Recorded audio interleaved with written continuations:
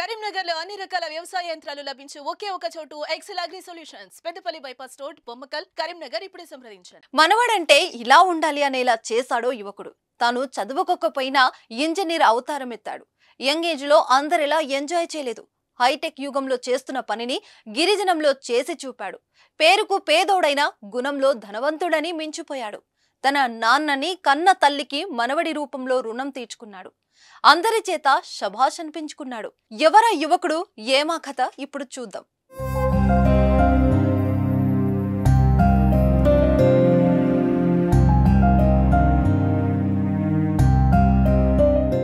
గిరిశిఖర గ్రామానికి చెందిన ఓ యువకుడు తన నాయనమ్మ పడుతున్న అవస్థలు చూసి చలించాడు. చిన్నప్పుడు తనని ఆడించి పాడించి గోరుముద్దలు తినిపించిన నానమ్మకు ఎలాగైనా సరే ఇబ్బందులు లేకుండా తన వంతు సహకారం అందించాలని అనుకున్నాడు. వెంటనే తన మెదడుకు పని చెప్పాడు. నాయనమ్మకు కావలసిన అవసరం తీర్చి అందరి అబ్బురపరిచాడు. ఇదే ఇప్పుడు పార్వతీపురం మన్యం జిల్లాలో హాట్ టాపిక్ గా మారింది. పార్వతీపురం మన్యం జిల్లా గుమ్మలక్ష్మీపురం మండలం దిగువ చోరపల్లి అనే గిరిశిఖర గ్రామంలో మండంగి చిన్నమ్మి అనే 75 సంవత్సరాల వృద్ధురాలు నివాసముంటుంది. ఈమెకు కళ్ళు సరిగా కనిపించవు. వృద్ధాప్యంపై పడటంతో సరిగ్గా నడవలేని స్థితిలో ఉంది. అయితే గిరిశిఖర గ్రామం కావడంతో ఆ గ్రామం నుండి ఏ చిన్నపాటి అవసరమున్నా మైదాన ప్రాంతానికి రాక తప్పదు. గ్రామస్తులు అందరూ ఎన్నో ఇబ్బందులు పడి మోటార్ సైకిల్ వెళ్లగలిగే రహదారిని గ్రామానికి ఏర్పాటు చేసుకున్నారు. రాళ్లు రప్పలతో ఉన్న ఆ రహదారిలో బైక్ ప్రయాణం కూడా అతి కష్టం మీద చేయాల్సిందే.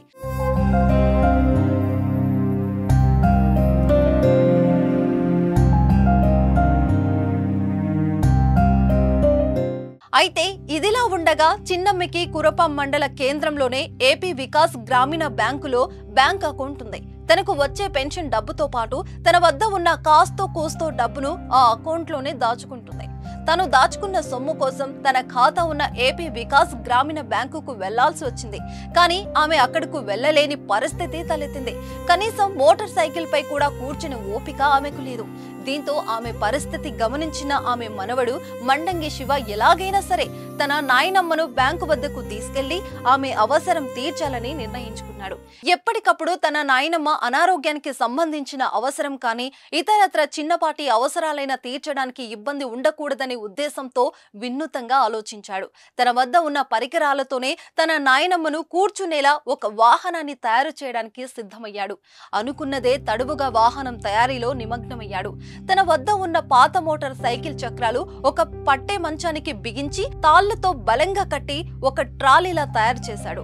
ఆ ట్రాలీలో కూర్చుంటే తన నాయనమ్మకు ఎండ తగులుతుందని ట్రాలీ పైన కర్రల సహాయంతో ఒక దుప్పటి ఏర్పాటు చేశాడు. అలా తయారు చేసిన ఆ ట్రాలీని తన మోటార్ సైకిల్ వెనక తగిలించి తన నాయనమ్మని తీసుకుని కురుపం బ్యాంకు వద్దకు తీసుకెళ్లాడు. అక్కడ బ్యాంకులో నగదు విత్డ్రా చేసుకుని తిరిగి ఇంటికి తీసుకుని వచ్చాడు. తను నాయనమ్మపై ఉన్న ప్రేమాభిమానాలే ఈ వాహనం తయారీకి ఆజ్యం పోస్తుందని, ఈ ట్రాలీ సహాయంతో తన నాయనమ్మకు కావలసిన అవసరాలు తీరుస్తాను అంటున్నాడు మనవడు మండంగి శివ.